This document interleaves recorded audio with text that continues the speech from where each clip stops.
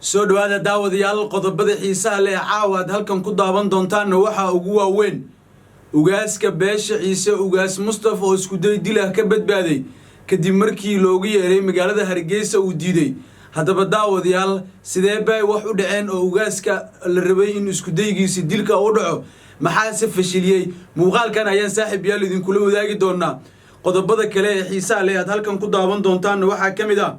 madaxweyne Farmaajo oo ka naxay colaadda ka taagan Somaliland isagoo na ku baaqay in nabad la kala dhigdo beelaha halkaasi ku wada dagaalamaya muxuu ka yiri madaxweyne Farmaajo xaaladii ugu dambeeyay ee gobolka Awdal isagoo na markaasi baaq dheer u jeediyay odayaasha waxgaradka iyo beelaha halkaasi ka soo jeedo sidoo kale qodobada xiisaha leh halkan ku daawan doontaan waxa kamid ah meedadkii ugu badnaa ayaa qabuuraha magaalada Boorame lagu aasaya ee beelaha Gadabursi haddaba saaxiib yaal muuqaalkan ayaan kugu la wadaagi doonaa wax walba oo ku saabsan xaaladii ugu dambeeyay haddii ay tahay markii ugu horeysay fadlan kanalkan rukumo oo subscribe dheh muuqaalkan aad daawanaysidna like garay siina share garay oo saaxiibadaada la wadaag si ay ku soo gaaraan warbixinada iyo sheekooyinka la xiriira arrimaha Soomaalida iyo waliba sidoo kale caalamka muuqaalkan ayaan saaxiib yaal wax walba ku eegi doonaa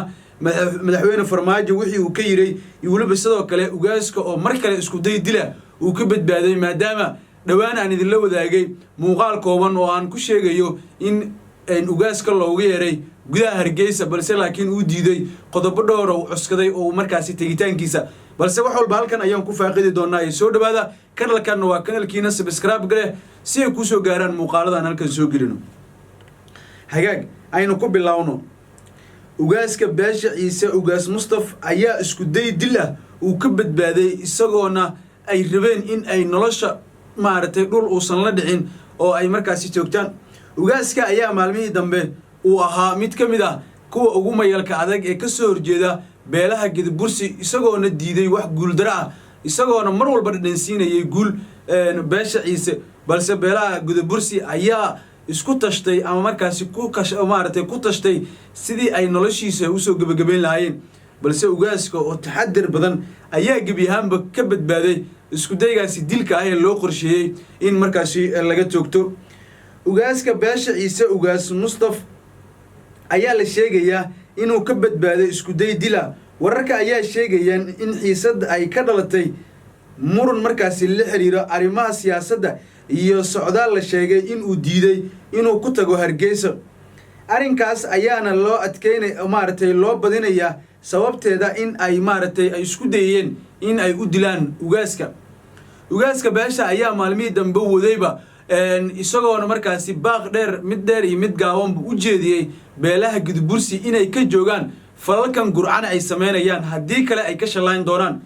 taa ayay u muuqataa in ay mar kale dib u soo rogaal celinayso iyadoo la ogsoon yahay in madaxweynaha maamulka Somaliland uu amar ku bixiyay in ugaaska beesha ciise u yimaado Hargeysa oo isagana diiday balse isku dayga dilka ah waxa loo sababeynaya maadaama ugaaska uu diiday inuu Hargeysa yimaado ayaa loo sababeynaya in isku daygiisa dilka ee la isugu dayay sidii isaga nolosha loo dhaafsin lahaa balse laakiin ugaaska ugu dambeyn oo foojiganaa ayaa ka badbaaday shirqool ama maleeg loo sameynayay sidii lagu qaarijin lahaa balse ugaaska oo qoraal yar uu barta Facebook uu ku leeyahay oo ku soo qoray ayuu ku sheegay alxamdulillah anigu waan badbaaday oo xaaladeedu waan caafimaad qaba kooxo yar oo hubeysan ayaa isku dayday inay aniga nafti dhaafsiyaan balse laakiin uma joojinayo ayuu yiri ugaaska beesha ciise ugaas Mustafa oo gebiyahaanba uu soo hadlay oo sheegay wararka waa la dilay waa uu dhintay wararka sheegayeen isaga ayaa soo afjaray oo waa uu nool yahay ugaaska beesha ciise dhanka kalena madaxweynihii hore Maxamed Cabdullaahi Farmaajo ayaa ka naxay colaadda ka taagan Somaliland isagoona markaasi uga baaqay nabadoonada iyo waliba sidoo kale waxgaradka in nabad la kala dhaxdhigo beelaha halkaasi ku wada dagaalamayay dhowrkii bilood ee u dambeysay gobolka Awdal iyo meelo kale oo lamid ah waxa si weyn ugu wada dagaalamayay beesha ciise iyo waliba sidoo kale beesha Samroon oo ah laba beelood oo deegaan ahaan ay isku dhow yihiin iyagoona ay isbaabi'iyeen oo dhibaatooyin far badan ay isgaarsiiyeen madaxweyne maxamed cabdullaahi farmaajo oo ka naxay arrintan ayaa si weyn uga dhiidhiyey isagoona uu ka dalbaday nabadoonnada waxgaradka iyo weliba sidoo kale dadka waxgalka ah ayuu ka codsaday in halkaasi nabad la kala dhex dhigo si ay dadkaasi ay u noqdaan kuwa runtii iyagu maaragtay colaadooda halkaasi lagu soo gebagabeeyo madaxweynihii sagaalaad ee jamhuuriyadda federaalk ee soomaaliya mudane maxamed cabdullaahi farmaajo ayaa ka hadlay colaadda ka taagan deegaanada ka tirsan somalilan kuwa wuxuuna markaasi ku baaqay in si deg dega loo jeejiyo dagaalka laguna dhawaaqo xabad joojin si ay u noqoto dhul nabadeed halkaasi maadaama dad fara badan oo shacab ah ay ka qaxayaan maadaama dagaal mar ama diriro mar haddii ay dhacdo waxaa inta badan aad u qaxa dadka shacbiga ah ee nugul iyadoona madaxweyne uu kaga digay in dadka Soomaaliyeed aan la barakicinin oo u noqdaan dad walaalo ah oo hal meel wada diga sidoo kale madaxweyne farmaajo waxa uu ku adkeeyay in nabadda iyo waliba sidoo kale wada hadalka lagu dhameeyo khilaafaadka iyo dhibaatada markaasi taagan si xal loogu gaaro dagaalkan si daba dheeraatay waa bil Ramadaan ma ahan beelahan inay hadda dagaal ay u jiheystaan ee waa in ay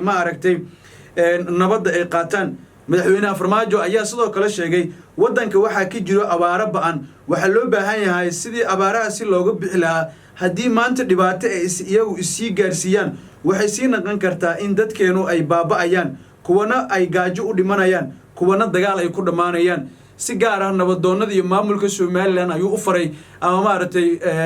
si degan u sheegay in ay nabadda qaataan dadkaas beelahaas dagaalayana in la kala dhaxgalo oo xaaladooda la dejiyo oo nabad loogu soo dabaalo wuxuu fariin u diray waxgaradka iyo waliba sidoo kale odayaasha dhaqanka iyo culamaa u diinka iyo waliba sidoo kale qof kasto arintan soo fargelin karo inuu soo fargeliyo maadaama dad Soomaaliyeed ee halkaas isku laynayeen waliba dhalinyaro Soomaaliyeed oo dalkan iyo dadkanba u baahan ayaa halkaas ugu baabiinay iyagoo xoogooda meel kale looga faa'iideysan karo qodobka ugu dambeeya ee halkan aan ku falanqeyn doono ayaa noqon doona meedadkii ugu badnaa ee beelaha Gadabursi ayaana lagu aasay gudaha magaalada Boorama dagaaladii u dhaxeeyay beelaha Ciise iyo waliba sidoo kale Gadabursi ayaa sababay khasaarooyin dhimasho iyo dhaawac meedadka qaar ka tirsanaa beesha Gadabursi beelaha Gadabursi ayaa hal goob lagu aasay iyadoona jawigu uu ahaa mid murugo badan odayaasha dhaqanka iyo waliba sidoo kale waxgaradka beelaha Gadabursi ayaana si weyn uga naxay xaaladan hadda ay haysato dhalinyaro badan oo dagaalkaasi ku dhamaatay ayaana markaa in maalmo ah muddo ah meedadkooda yaalay banaanka duurka iyadoona ugu dambeyn beelaha Gadabursi ay isku dayeen in meedadkooda asturtaan maadaama dagaal mar haddii la galo ay dhacaan khasaarooyin dhimasho iyo dhaawac beelaha Gadabursina waxa ay markaasi ay u dareereen in ay soo arursadaan meedadkooda kadibna ay aastaan jawiga goobta ayaa ah mid aad u murugo badan iyadoona odayaasha waliba sidoo kale nabadoonnada ay ilinta ka socotay kuwaas oo dareemayeen qalbi taabid iyo niyad maadaama halyeeyo badan ay halkaasi uga geeriyoodeen beelaha Samaroon waa beesha Samaroon iyo beesha Ciise waxay ahaayeen kuwa khasaaro xoog leh isku geysteen intii dagaalka uu socday daawaday haddii dalkan nala soo gaarto xataa qof qalbi wanaagsan waxaan sin arsle kaaga codsanayaa inaad kanalkan soo rukumatid oo subscribe dhayd muuqaalkan aad daawanaysidna like garaysiin share garay saaxiibada la wadaag oo kuma haysantiin daawashada muuqaalkan ma haysanidin